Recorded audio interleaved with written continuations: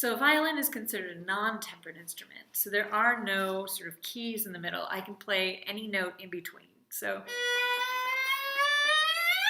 right? So I can play B to C sharp,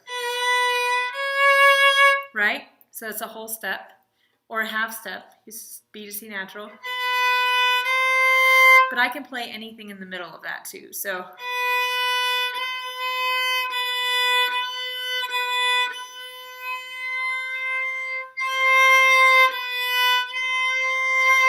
and actually in a lot of other musics, there are tones that are in between the half steps. So there are quarter tones in a lot of Eastern European music. So instead of having just that half step, like the piano has, right? So you've got, right? There's music in between those.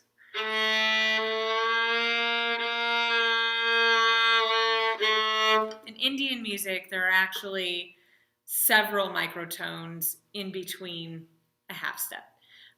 There's up to 3, depending on the raga you're using. So, tempered intonation is just one, and it emerged after years of trying to figure this out. So we have several different tuning systems, and depending on your instrument, you either have an option to do it or not.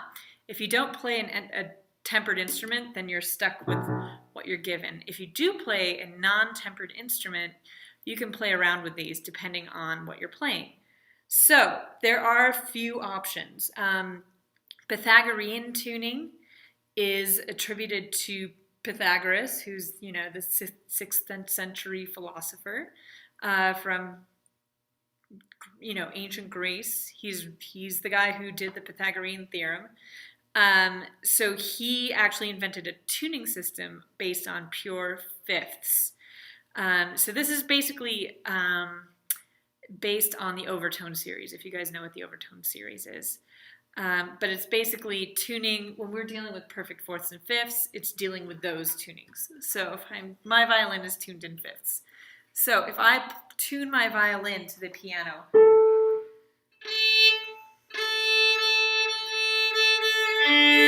and then I do perfect fifths, like perfect fifths.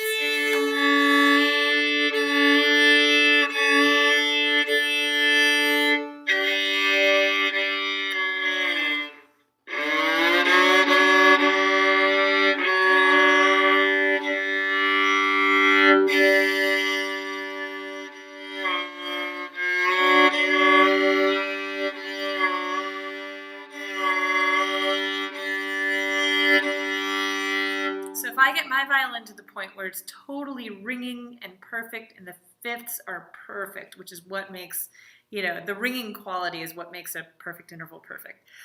You will notice that on the piano, this G is a lot higher than this G.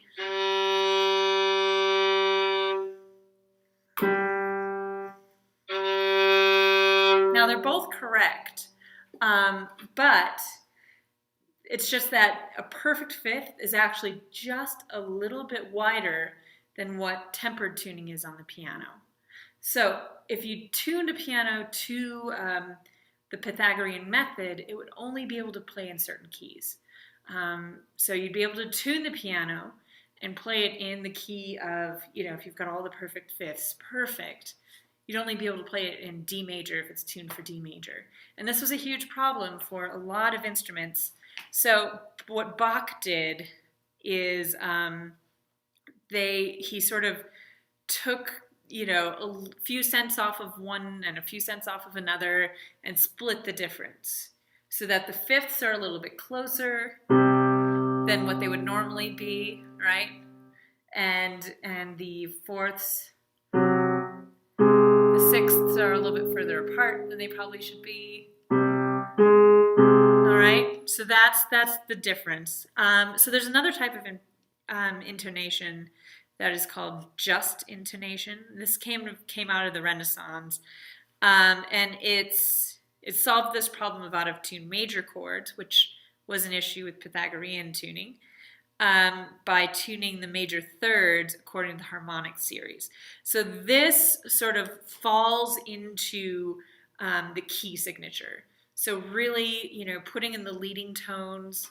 So if I'm playing a D major scale, I want to make sure it's really sounds major, right? So just intonation has sort of closer half steps. So it accents sort of the characteristics of each key. So if I do a D major scale,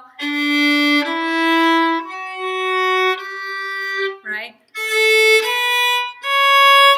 You want to make sure that that half step, the leading tone, is a true leading tone.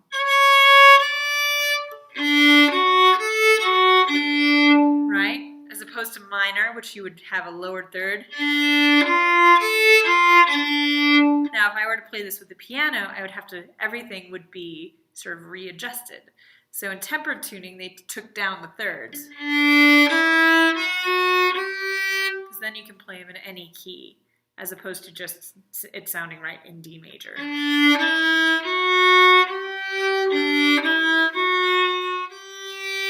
Right? So there are all kinds of different tuning systems. So yeah, piano.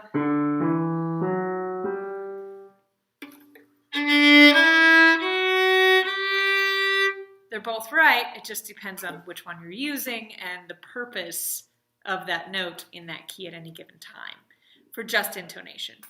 So yeah. So all of these temperaments are sort of, so this is the first step, just intonation. They make the fifths a little bit smaller. And by the time we get to Bach, we get equal temperament. So this is Bach's well-tempered clavier. So he basically divided everything into equal temperament. So everything has an equal number of cents in the half steps. And this is what most modern instruments are tuned to today. So an example of tempered tuning is if you have a guitar and you tune it, right? So if you tune it perfectly, then you use sort of ringing tones. If you try and play like a low G versus the high G on the fretboard over an open string, they're not going to match. So if you've run into that as a guitar player, this is why. It's because of the temperament, the tuning, equal temperament tuning. So yeah, that's essentially a rough lecture on just in different tuning systems, which have happened through history. So, and we know about these systems actually mostly because of organs. So organs are fixed for whatever, whenever they were made, right? So we know about their tuning. We also know that certain pitches are lower. So, for example, in the Renaissance and Baroque era, normally we have A440 today. So orchestras are actually pushing that up to about A442, A45, which is about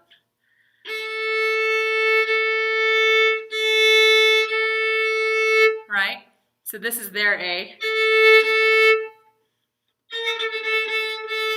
In the Baroque era, it was actually much lower. It was closer to like, 430s. So here's 440. In the Baroque era, based on what Baroque organs play, it's more like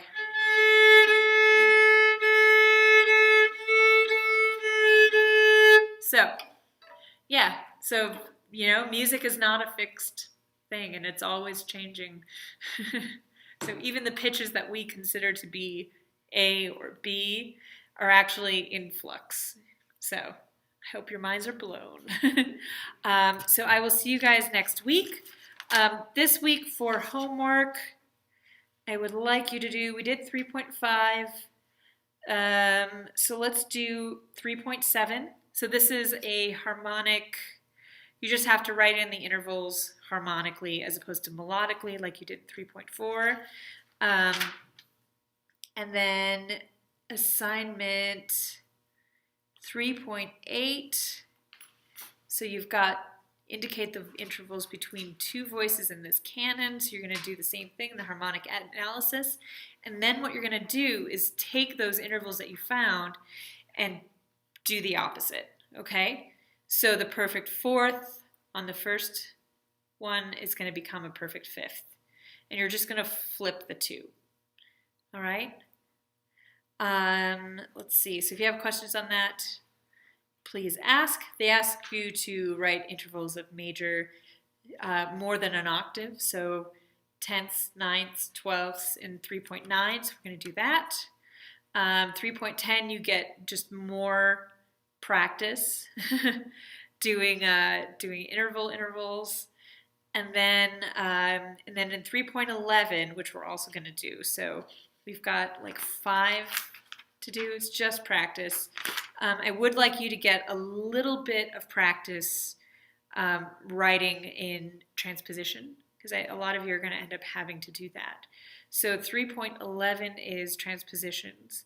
And then I will get some examples up for you guys a little bit later in the week when I've got more time to record. And yeah, so we're going to do 3.7 through 3.10.